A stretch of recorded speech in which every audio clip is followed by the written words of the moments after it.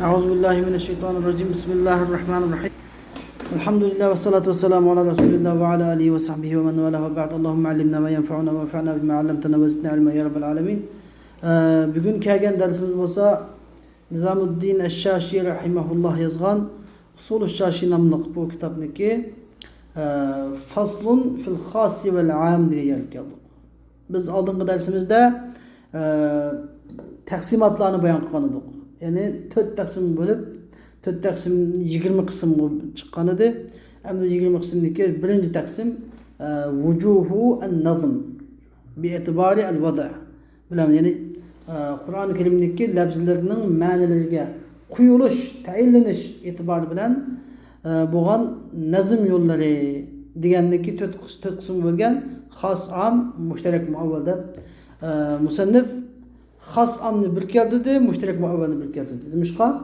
Chunki xos bilan amniki birlik keltirish sabab mushtarakni birlik keltirmay, xos bilan mushtarakni birlik keltirmay, nimish xos am mushtarak muavval deb keltirdi desa, chunki xos bilan am ikkinisi o'xshash bir ma'no qo'ygan narsalar. Wudi'a li ma'nan ma'lum. Ammu wudi'a li ma'nan ma'lum, xosmu wudi'a li ma'nan ma'lum. Bularning farqi xos nima? Xos ala al-infirad. Wudi'a ala ma'nan ma'lum ala al-infirad. Amchu wudi'a ala ma'nan ma'lum ala sabil ash-shumul. Ala sabil ash-shumul. Anda o'g'andiki demak bu ikkisi bosh tarafi birlashgan, ishtirok qiladigan, shirkashgan yer bo'lganligi uchun buni bir yerga keltirishga juplab keltirdi. Xos am. Endi xo'sh. Biz dersimizga kirib ketaylik. Fal xossu lafzun wudi'a li ma'nan ma'lum. Mesela deydiki xos degan lafzun wudi'a li ma'nan ma'lum. Ma'lum bo'lgan bir ma'niga qo'yilgan bir lafzidir. Aw li musamman ma'lum yoki ma'lum bo'lgan bir musammaga qo'yilgan bir lafzidir. Alal infirad degan yolg'izlik bilan ayrim holda degan bo'ldi. Endi bu yerda so'z biz buni birdan ikkilaymiz. Biz ilmul mantiqda nima o'qigandik? Ta'rif qoidalarini o'qigandik. Ta'riflash uchun masalan al-insanu hayvonun natiq desak, muarraf doiman nav' bo'ladi. Muarraf doiman nav' bo'ladi. Lekin ta'rifning birinchi söz shunday bo'lishi kerak, jins bo'lishi kerak. Jins undan keyin fasl. Shuni bilan ta'rif kamil bo'ladi. Masalan al-insanu hayvonun natiq desam, al-inson nav'. Hayvon jins, natiq degan cho'q fasl. Shuni bilan ma'u had kamil bo'ldi, had tam. Endi agar biz kulliyatul xamsni o'qigan vaqtimizda, kulliyatul xamsda masalan jins, nav', fasl, aradiy xossa, aradiya am deb 5 ga bo'ldik, hammasi kulliyat bo'ldi, kulliyat xamsda. Shuning ichidagi shu jins qarib bilan, fasl qarib bilan ta'riflasa nima bo'ladi bu? Haddun tam bo'ladi dedik. Ammo aradiya xossa bilan bular qolib qolsa bu joyda rasmi tam, rasmi naqis, arad tam, hadd tam, hadd naqis deb tafsil ayirgandik shu yerlarda. Endi bu yerdagi bunda biz lafzun wudi'a li ma'nan ma'lum deganni, bu yerdagi lafzun deganni, xos deganni nima deymiz? Nav'. Muarraf doiman nav' bo'ladi. Lafzun degan jins, misl jins deb qo'yamiz endi. Lafz. Xos degan lafz degan lafz degan gap, ya'ni bu bir keng doiramda. Qanday lafz bo'lsa ish qilib, xos degan og'izdan chiqqan bir gap degan. Lafz degan nima? Talaffuz qilingan, og'izdan chiqqan gap, degan bo'ldi. Bu bir am. Endi cho'qim buni biz fasllar bilan qancha nima qilishimiz kerak? Xoslab doirani kichikiltib, endi buniki mohiyatini deb chiqishimiz kerak. Unda bo'lsa lafz deganning ichida lafz musta'mal va lafz muhmala va. Masalan zayd desak lafz musta'mal, dayz desak-cho lafz muhmala. Endi bo'lgandiki bu yerda wudi'a li ma'nan. Wudi'a li ma'nan degan gapdan nima chiqib ketdi? Lafz muhmala chiqib ketdi. Bir ma'ni uchun qo'yilgan degandikilar, ya'ni bir ma'ni qo'yilmagan baqa gaplar, ha, hu, va, u deganday Ondan ta'ti gaplar masalan ma'nosi yo'q gaplarimiz chiqib ketdi. Endi ma'lum degan niyat bilan qaytib o'tib edi. Ma'lum degan qaytadan nimadan e'tiroz qildi desa, bu ma'lum ma'ni qo'ylabdi degandan keyin nima chiqib ketdi bu yerda? Mushtarak chiqib ketdi bu yerda.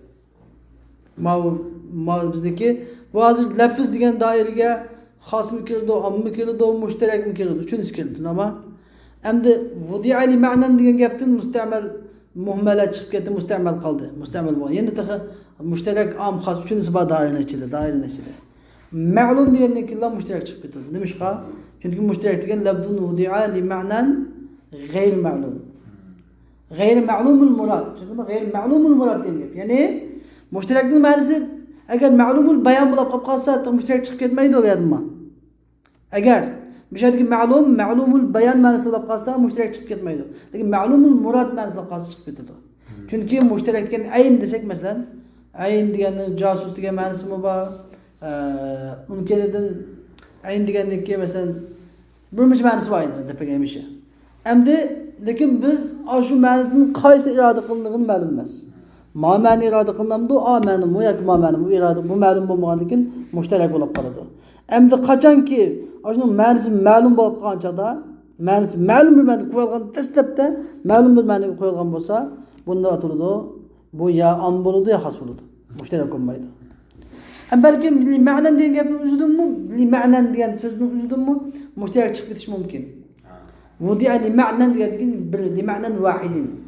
Bir ma'noga qo'yilgan degan gapdan mushtarak chiqib ketishi mumkin. Nima ishqa? Chunki Faxrul Islom Bazdaviy yozgan kitoblarda ma'lum degan gap yo'q. Vudi'a li ma'nan vahidin deb qo'ydi. Nima ishqa? Ma'nan degan gapni o'zida mushtarak chiqib ketalaydi. Nima ishqa mushtarak degan vudi'a li ma'na li ma'anin mutaaddida. وضع لمعان متعددة. أمد أو لمسمى معلوم ده. مشادك أو واو ما نسده أو نون أونشكي ما نسوا مشادك أو واو ما نسده يعني منادقنا خاص ديgan معلوم bo'lgan bir ma'noga qo'yilgan va ma'lum bo'lgan bir adadga qo'yilgan. Ya'ni avdab o'zini ma'nosi ya ma'lum ma'noga qo'yiladi, ya ma'lum bo'lgan musammoga qo'yiladi. Cho'qim ikkisini bisiga emas, ikkinisiga. Am yani jam', mutlaqil jam'. Ya'ni xos degan ma'lum bo'lgan ma'noga qo'yiladi, ma'lum bo'lgan musammo ism qo'yilgan narsaga qo'yiladi. Demak, musammo degan nima desa, musammo degan ism qo'yiladigan narsa, ot qo'yiladigan narsa. Masalan, ar-rajul faras desa musammo. Bizda ism bor. Ism degan ot, odam, qo'y desam ism. Lekin shu odam degan hayvonning o'zi, hayvonning natiqning o'zi. Hayvonning sahil ot desam masalan, shu hayvonning o'zi. Asad desam yoylilik, yirtqich hayvonning o'zi nima? Musammo. Ism qo'yilgan narsaning o'zi musammo. Ismcho ism. Endi bunda ma'lum bo'lgan bir musammoga ma'lum bo'lgan bir musammo degan ma'lum bo'lgan bir obyektga qo'yilgan so'zning o'zimi nima xos deb ataladi. Endi hozir mishaychi am bantigida bilaba. Am bilaba. Ayrılmadı azgıca. Alal infirat degan so'zdan nima am ayrılib ketadi. Nimishqa ammu bir ma'noga qo'yilgan. Lekin ala sabil shumul, ya'ni shu ma'noning hamma farqlarini o'z ichiga olish shart bilan qo'yilgan. Ammo xoscho yolg'iz faqat bir jinsdan bo'lamdi, bir turdan bo'lamdi, faqat bir narsani o'z ichiga olish uchun. Faqat bir narsani o'z ichiga qolgan bo'lish uchun alal infirat deydi. Xo'sh, kaqawlina masalan fi takhsis al-fard zaydun va fi takhsis an-naw'i rajulun va fi takhsis al-jinsi insanun. Ya'ni bizniki bir fard degan bir shaxsni xoslashda zayd degan qavlimizga o'xshash. Va fi takhsis an-naw' degan bir turni xoslashda rajul degan qavlimizga o'xshash. Va bir jinsni xoslashda inson degan qavlimizga o'xshash. Endi bu yerda intayin bir inchik masala bor. Bu yerda bizda ilmul mantiq bilan usul fiqhidagi jins nav deganniki farqi nima degan savol chiqadi. Biz ilmul mantiqda jins deganda masalan hayvon deganni jins deb olgan. inson nima bo'ldi? Nav bo'lgan. Hamda hozir mayda nima dedi? İnsonni jins dedi. İnson jins dedi, rajulni nav dedi. Bu qanday gap? Desa, biz dastlabda buni ayirib chiqish uchun mavdu usul fiqh bilan nimaga qarashimiz kerak? Mavdu ilmul mantiqqa qarashimiz kerak. Mavdu ilmul mantiqda u ilmul mantiqda mohiyat haqida izlanishib boradi. Ilmul mantiq shaylarning mohiyati haqida nima qiladi? Tadqiqot, izlanishib boradi. Ammo usul fiqh ahkom shar'iy haqida. Usul fiqh ahkom shar'iy haqida izlanishib boradi. Anda olganda bu ikkisiniki tadqiq obyekti tadqiqda obyekt o'xshamaydi ekan. Lekin qolgan shu usul fiqh nima o'xshash. Shu nima bo'yicha, shu mantiq qoidasi bo'yicha qiladi. Lekin ikkisiniki obyekti o'xshamaydi.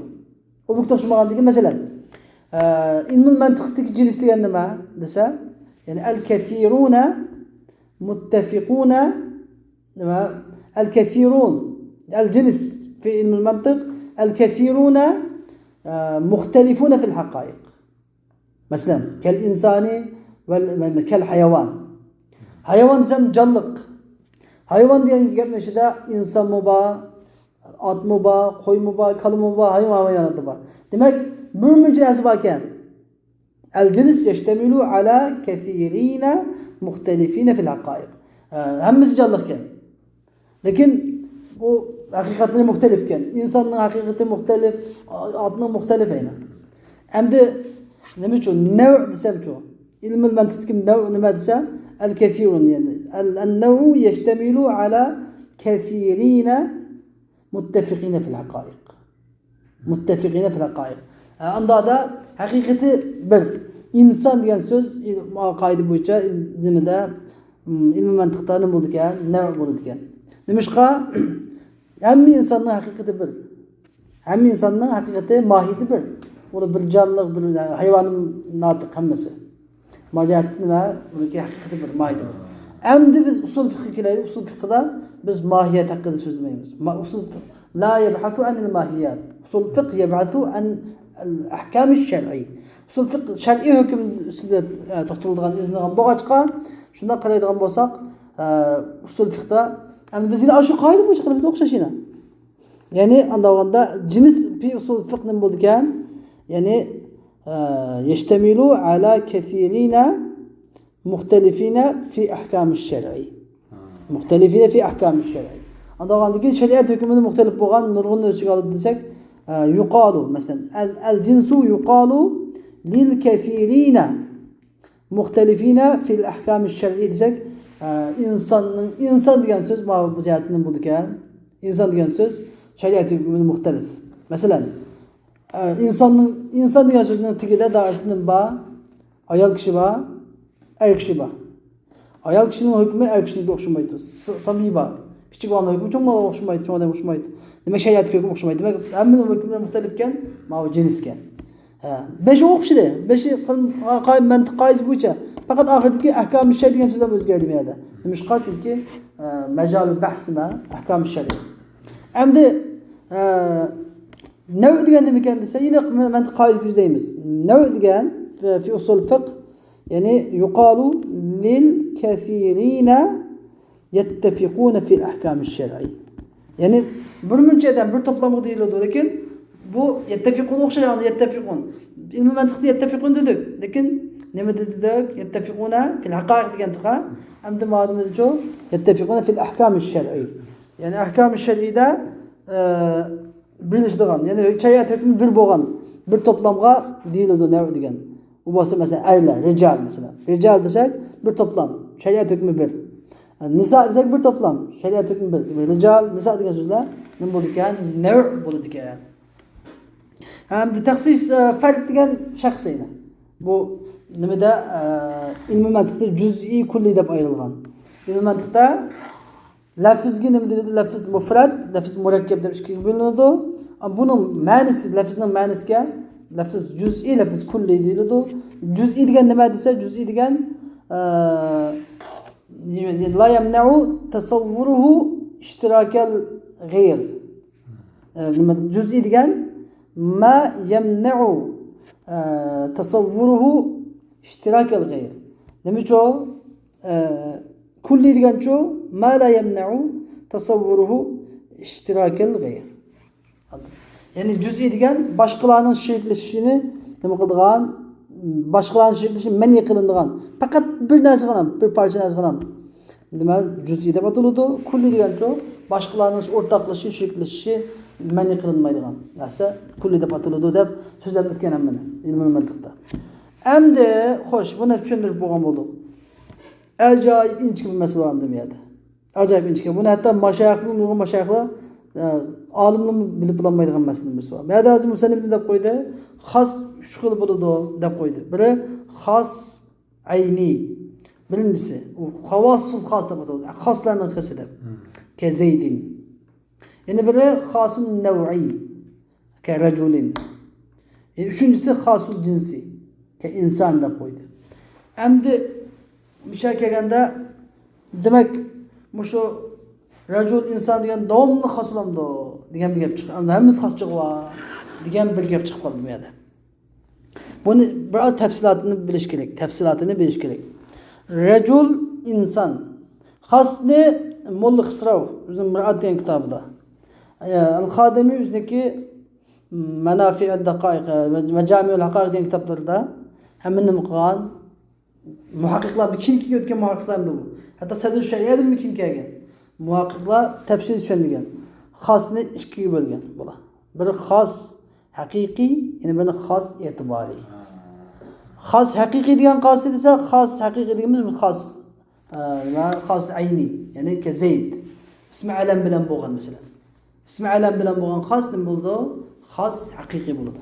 Endi xos e'tiboriy degan-chi desa, xos e'tiboriy degan ikki turlik bo'ladi.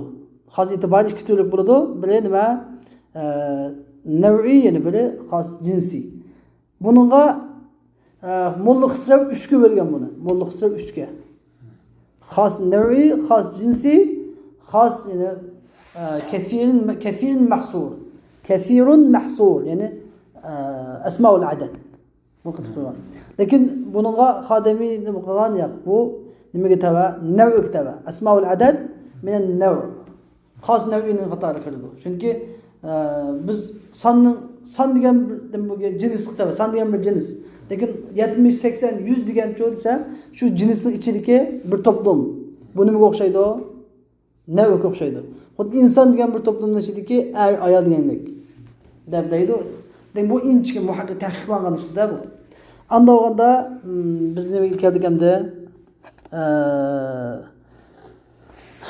Demak, xos e'tiboriy haqiqiy deb ikkiga bo'ldik endi dedik. Anda xos haqiqiy abadan qat'iy, abadan la ya'um. Am bo'lmaydi. Lekin xos e'tiboriy-chi ba'zi joyda am bo'linib qoladi. Qanday joyda am bo'lib qoladi? Desa, masalan, xos e'tiboriy qolgan nav', masalan, rajul, inson degandek ma so'zlar xoslam qat'iy shaklda xos bo'lmaydi. Ba'zi joyda nima bo'lib qoladi? Am bo'lib qotgan ishi bor. Qanday joyda desa, masalan, buningga alif lam kelib qolsa, al rajulun deb kelmi ar-rajulu. İnsan deb kelmi al-insanu deb kelib qolsa. Lekin uchal mutlaq emasadi-ku. Ar-rajulu deb kelsa, ar-rajulu degan so'z ki alga qaraymiz. Bu al agar ahd uchun alif lam, ahd zihni ya xorijiy uchun kelgan bo'lsa, buni bo'ladi. Bu xos bo'laveradi. Fa'asa fir'aunur rasula kema arsalna ila fir'auna rasula fa'asa fir'aunur rasula degandiki rasul, ar-rasul mat xos o'xshash. Musa alayhisalom shu ko'z tutildi. Endi ammo bu nima bo'lib qolsa, al-istig'roqiy bo'lib qolsa, al-istig'roqiy kul degan ma'noni qo'ysam bo'ladigan. Al-istig'roqiy bo'lib qolsa yoki al-jinsi bo'lib qolsa. Nima mohiyatdan shu jinsi bo'lib qolsa, bu chog'da bo'ladi. Bu chog'da am bo'ladi. Am o'ynab ketadi. Buni bilish kerak. Mana bir endi yana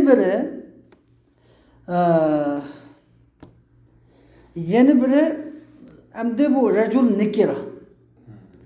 Bu nakira النكرة في سياق النكرة في سياق النفي تعم.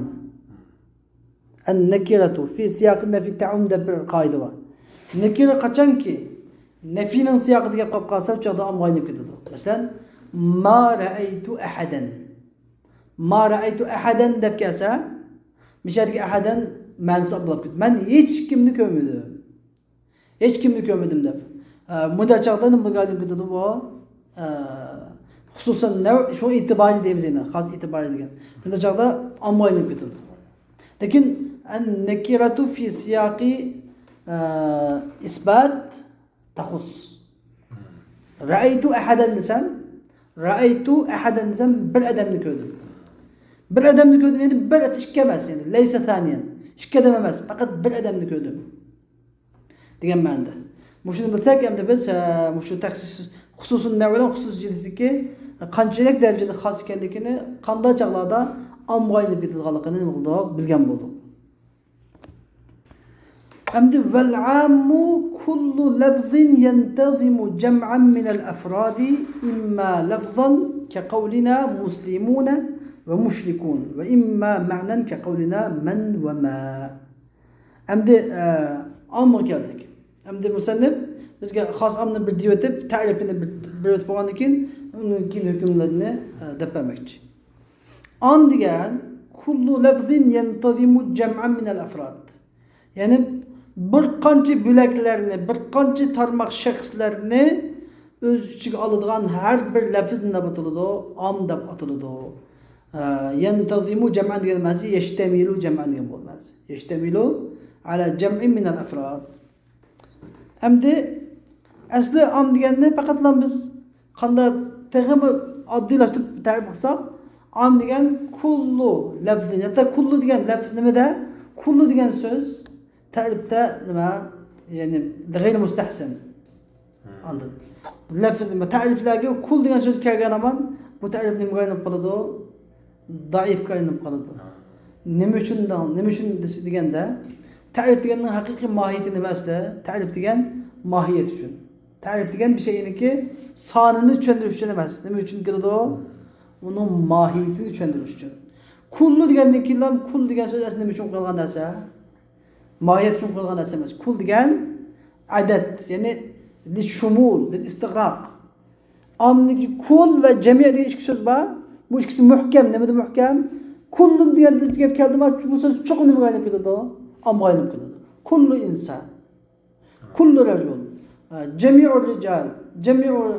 Cemi'u kullu diyen bu söz geldi bu söz önemli kaynıp gidiyordu. Ama kaynıp gidiyordu. Hem de kanda tarif kullu gibi kapkasa bu ta'rif acizlab qoladi. Nima acizlab qoladi? Chunki ta'rifning asli mohiyati, obyekti nima? Mohiyat. Bir şeyni biz amning mohiyatini bilmoqchimiz. Biz amniki doirasini, amniki son spirini bilmoqchi emas. Am degan qancha narsa deb. Biz nimani bilmoqchi? Amning mohiyatini bilmoqchi. Shuning uchun kullu degan kalima uzun bo'ladi. Bu qoida bilan demoqchi edi. Ya'ni vel akhud beshdagi xosu lafzun degandek ammu لفظ العام لفظ وضع بمعنى معلوم على سبيل الشمول degan bo'lsa, maşallah, acayip hocam etken bo'ladi. Yani bu şunu bildiryapti. Am degan kullu lafzin yantazimu jam'an min al-afrad. Yani am degan shu bir farkdan bo'lgan bir to'plamni o'z ichiga oladigan har qanday lafz am bo'ladi, dedi nima İmam Shashi. Ammo sadr shari'a bu şu ta'rifga biraz qarshi chiqadi. Sadr shari'aning ko'z qarashida am degan asli bir ko'plik. Am degan bir ko'plik. Lekin bu ko'plik qachon mahsur bo'lib qolsa, bu ko'plik qachon mahsur bo'lib qolsa, nima bo'lmaydi?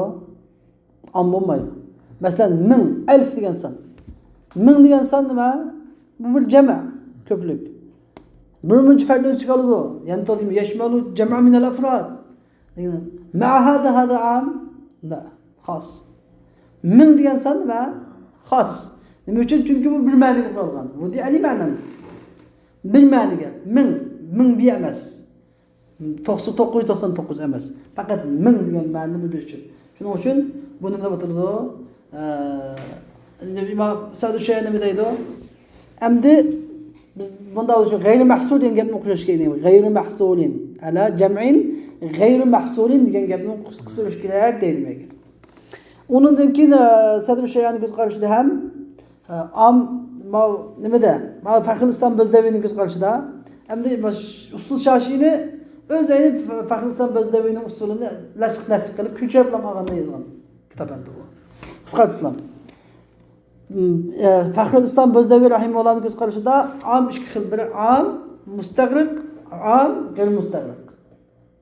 Ya'ni o'zining farqlarini şu cins yoki şu turning farqlarini hammani o'z ichiga oladigan am va shu jinsning farqlarini o'z ichiga olmaydigan am deb ikkiga bo'ladi. Unda olgandikilar buningda qism tugadi. Lekin Sadr Shaya buni qo'ymaydi. Yo'q, unda emas. Am bo'lish uchun chuqum am bo'ladigan buni bo'lish kerak. Bizga bir am dedikmi, bu chuqum mustag'riq bo'lish kerak. Ammo am bo'lmog'i uchun bu jam'ul munakkar. Jam'ul munakkar. Mesela kelimatu er-rical. Kelimet ra'aytul rical. Ra'aytul ricalan. Sadr Shayani göz qarashida o'xshamaydi bu ikkisi. Ra'aytul rical desa bu am. Yani şu rical degan so'zning hamma bilan ichiga oladi. Ra'aytul rical.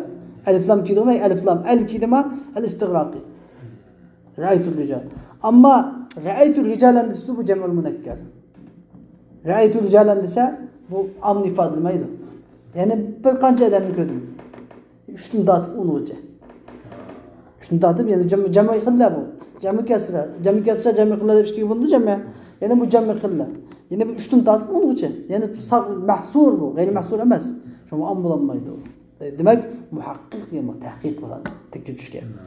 Ama shuni endi bundan nega olimlar am deb o'tkazdilar. Am bir top ishga odam o'tkazayotgandan keyin Sadr Shaya muhaqqiq bo'lganligi uchun yo'q. Buni chuqum ayirish kerak. Qachon ar-rijal deb kelsa am bo'ladi, rijalun deb kelsa buni bo'ladi. Bu am bo'lmaydi, balki bu jam'il munakkar bo'ladi. Ya'ni 3 dan tatib 10 chiqaradigan bo'ladi degan. Endi imma lafzan xo'sh. Bu am imma lafzan ya lafzan am bo'ladi. Ki qavlina muslimun va mushrikun. Bizning qavlimiz o'xshash muslimun va mushrikun. Bu yerda shunda misol qaraydigan bo'lsak, misolda jami salomatni ekib qo'ydik. Rijalni keltirmaylik.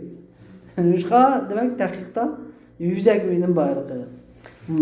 Tasamuh bor, tasamuh. Yani muslimun mushrikun tabiiyki nima? Bu am haqiqiy. Jami qillat emasda bu. Jami salama. Qachon maslahat chiqdi, jami munakkar degan gap, ya'ni rijal deganda jami qillatdan chiqib qoladi.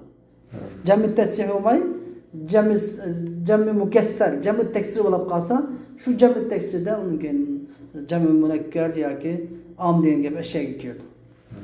Muslimuna va mushrikuna degan o'xshash. Va imma ma'nan muslimunaniki lafzmu am, ma'nisi am, musulmonlar, mushriklar. Ja'al muslimun desa musulmon hammasi degan bo'ladi. Mushriklar desa hamma mushrik degan bo'ladi. Endi buniki lafzmu ko'plik, vav nun nima? Jami salomatniki vav nun. Ma'nisi bu ko'plik. Endi bu am ba'zida ma'naviy bo'lib qoladi. Ma'nan am, lafzan nima? Xos bo'lib qoladi. Lafzan mufrad. Ma'nan jam' am bo'lib qoladi. Masalan, man va ma. Man va ma o'xshash. Man deganniki bu qanday ma'na bo'lib qoladi buni desa, man deganniki nimasi? Lafzi mufrad. Manning lafzi mufrad. Ma'ning lafzi mufrad degan ma'nisi nima? Ma'nisi am. Masalan, man zalladhi yashfa'u. Man zalladhi yashfa'u degan man deb kelib, oxirida yashfa'u deganim keldi, mufrad keldi. Man alladhina yastami'una degan yerlarda ba'zi yerlarda man kelib, ya ma kelib, oxirida jami keladi. Bu yerlarda buning manning ma'nisiga rioya qilingan. Ma'ning ma'nisiga rioya qilingan. Ba'zi yerlarda shu manniki lafzga rioya qilinadi. Shuning qarab. Endi buni yana bir masalan qavmun degan so'z masalan qavmun. Qavmun degan so'z kelsa, qavmun degan so'z lafzi nima? Lafzi mufrad.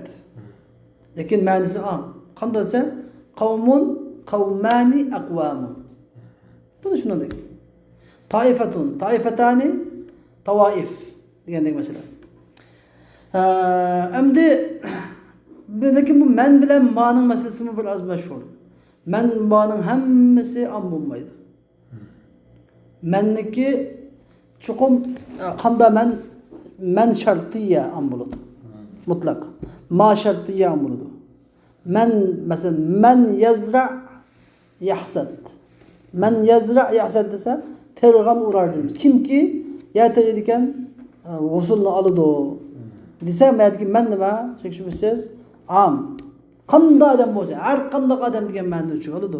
Lekin ismi mavsul, men ismi mavsul qolsa nima bo'ladi bu? Bu xos. Men ismi mavsul bo'lgan hamma bu joydan bo'ladi, ma'rif bo'ladi. Ma'rif bo'lgandan keyin bu chuqur bir odam ko'zda tutiladi bunda. Anladın? Ellezina deb Qur'on kelib chiqadi, ellezina deb kelsa masalan, ellezina deganda nima murod bo'ladi? Ma'lum bir odamlar, maxsus bir odamlar.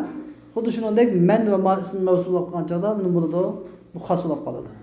Lekin istifhomiy yoki shartiy bo'lib qolgan joyda mutlaq nima bo'ladi? Am bo'ladi. Masalan, men ja desa, kim keldi desa, bu yerga men har qanday odam chiqaman. Qanday odam bo'lsa, am bo'ladi. Shuni bilish kerak. Demak, bugungi darsimiz mushakil bo'lsin. Va axiru da'vana alhamdulillahi robbil alamin. Ve sallallahu teala ve sellem ala khalqi sayyidina Muhammed ve ala alihi ve sahbihi ecmaîn. Rahmetka ya erhamer rahimin.